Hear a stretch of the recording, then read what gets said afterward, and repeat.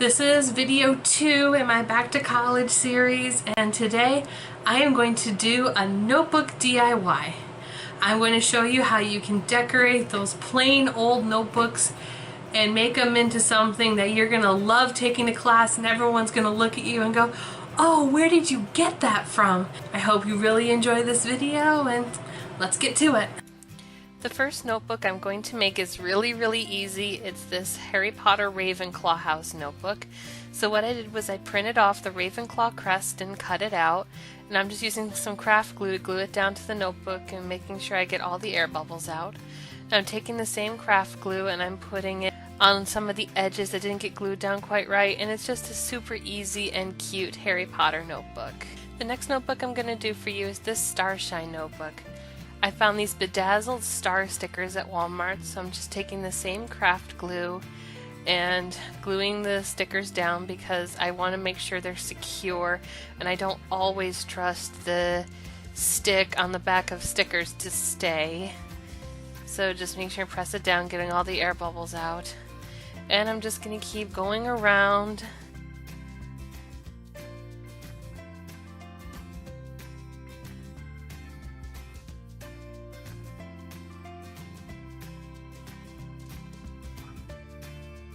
And now I'm taking a gold metallic Sharpie and I'm writing the word shine.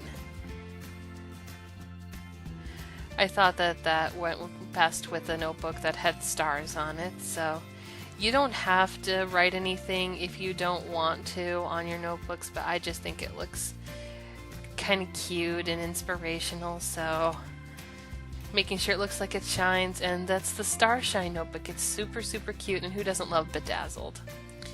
Next I'm going to do the Dreamcatcher notebook. I absolutely love dream catchers.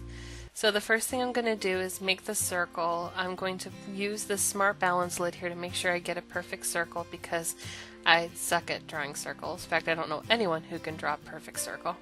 So I'm taking my bronze metallic Sharpie and I'm just going to trace around it to make sure I get that perfect circle shape that I'm looking for.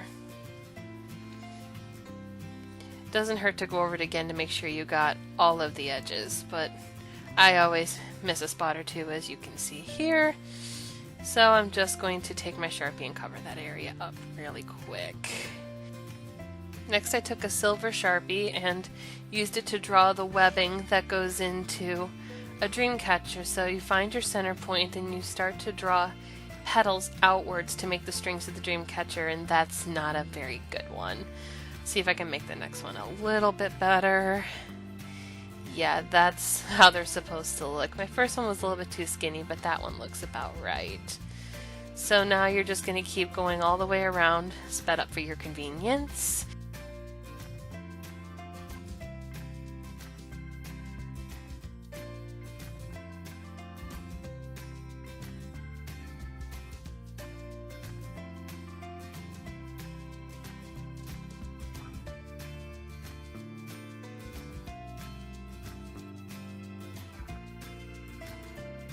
Next I'm going to take the same bronze Sharpie and I'm going to start going over the edge again just to neaten it out and make sure that it looks like a nice thick border.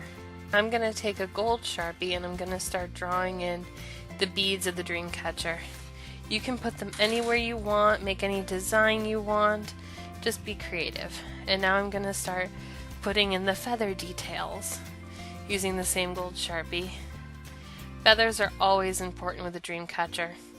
The legend of the dream catcher is that the webbing will catch the good dreams and let them slide down the feathers onto whoever's sleeping, and the bad dreams will just go right through the holes. I'm drawing my two strings coming down, and I'm going to draw the feathers that are hanging off of them.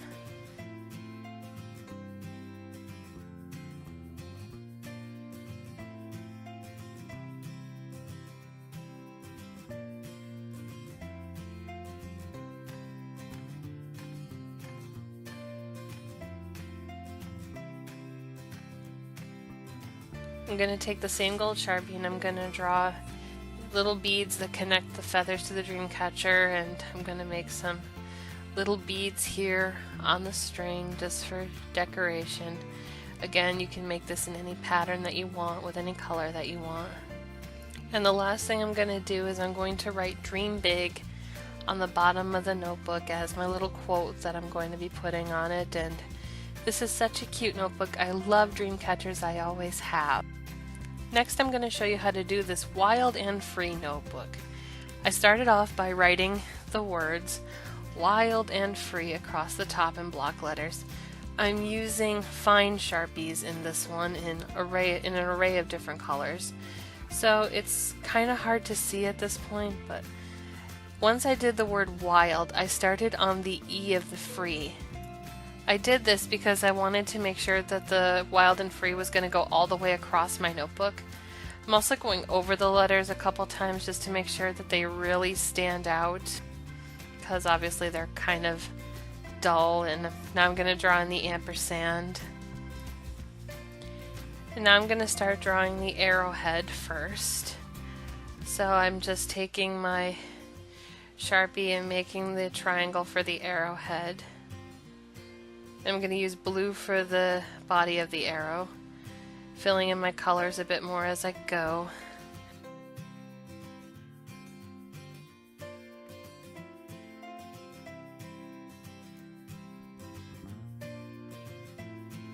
And I'm going to take some brown and fill in some stripes. You can see the arrow really starting to take shape. You want to make sure when you draw the brown lines around your arrowhead that they look slightly curved. This is to give the arrow dimension. And now I'm going to color in the feathers. I missed the part where I actually drew in the feathers. I don't know what happened to the video of that. But all I did was just draw an outline of the feather. Now I'm using the same motion that I used when I was making the Dreamcatcher notebook to draw in the feathers. You want to use this back and forth motion so your feathers have dimension to them and look fluffy.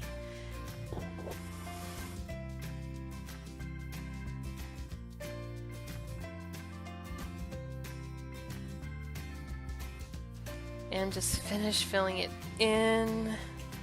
And there we go.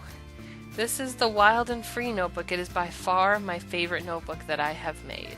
And I actually think it looks like a notebook you could find in a store. So I'm really proud of it.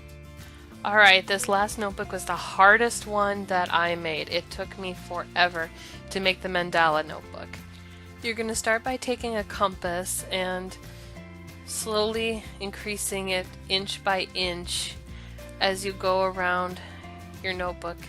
Make sure that the edge of the compass is on the center point where you want the mandala to be, and just keep going around until you get it to the width that you want.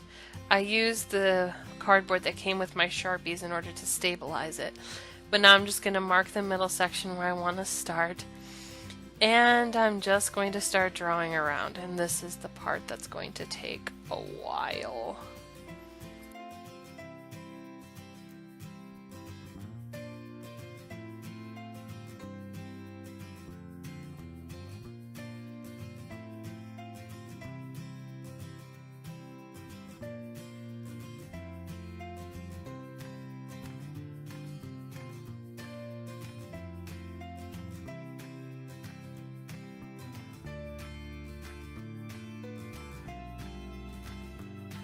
Oh my goodness, I thought I was never going to finish with this mandala.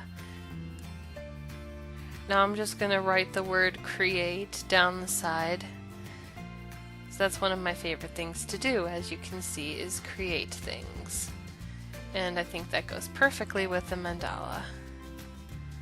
And after I finish the E, I'm just going to draw some little stars around it just to make it sparkle. And that is the mandala notebook. All in told, I think this one took me about 3 hours. So that's 5 notebooks that you can DIY to have the most amazing notebooks of anybody in your class this school year. If you like this video, be sure to give it a thumbs up and subscribe for more adventures from My Aspie Life. See ya!